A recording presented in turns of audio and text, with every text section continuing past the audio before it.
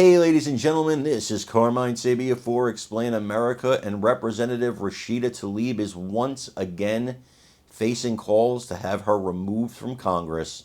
Before we get started, please make sure you like, comment, share, and subscribe. Those little things really help us out, and they help our channel continue to grow. So,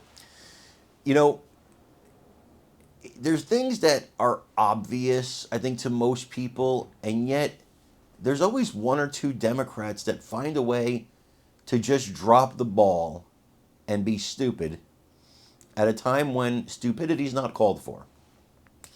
Rashida Tlaib is usually one of these people, and her cohort, Cori Bush, also one of these people. And they both are actually being asked to be removed from Congress by a lot of people on social media, and the reason is because a bill came to the floor of the House just yesterday to bar anyone who participated in the October 7th attacks in Israel by Hamas from ever being immigrated into the United States. Now, this seems like an easy one, right? Not for Cori Bush and Rashida Tlaib and one other Democrat who just voted present.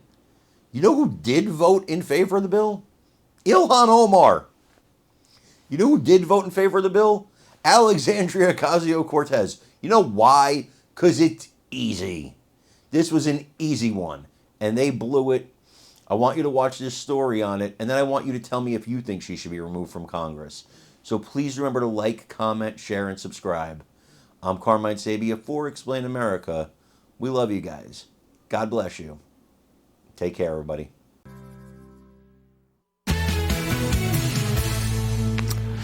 As you know, Hamas murdered more than 1,400 Israelis, and they still hold more than 100 of them hostage somewhere.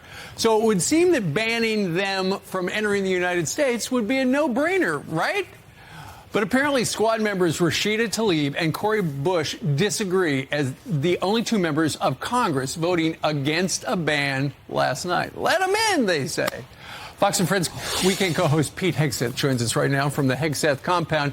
Pete, let's just examine it. They are Hamas terrorists. Okay, Hamas murdered all those people, and they're terrorists. Mm-hmm. I don't think I'd let either one of them in, but both of them are okay with them. Absolutely. It's actually very forward-looking for them. They're looking out for higher education. Who are going to be the guest lecturers at Harvard and Columbia and the University of Michigan without Hamas terrorists? We're in short supply, or special guests at their Democratic Socialist of America fundraisers between the two of them. The nickname for their group has been, and they've sort of denied it, right? The Hamas caucus, the squad, the Hamas caucus. Well, now two of them have just come out and said, well, we're okay with Hamas entering the United States. They say the law is redundant, Steve. That's their argument. The argument, they're saying it would already be on the books that these people would not be allowed in. Really? Have you seen our immigration system? By the way, if Hamas members wanted to get into our country, just get a one-way ticket to Mexico City. And that's currently the easiest way to get into our country. So it doesn't actually bar them because of our open borders, but it is demonstrative of their upside-down world, which says, no, the real terrorists are the United States of America, are the IDF, and the freedom fighters are the Hamas terrorists who massacred 1,200 innocent people. That's their worldview, and they're elected members of Congress, and their voters continue to vote for them.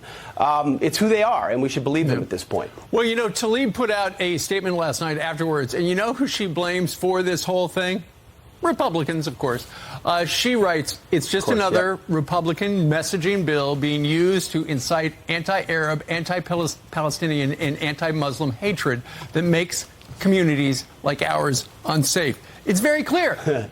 We don't want Hamas here. No. We don't want terrorists here. It's that easy. Yes.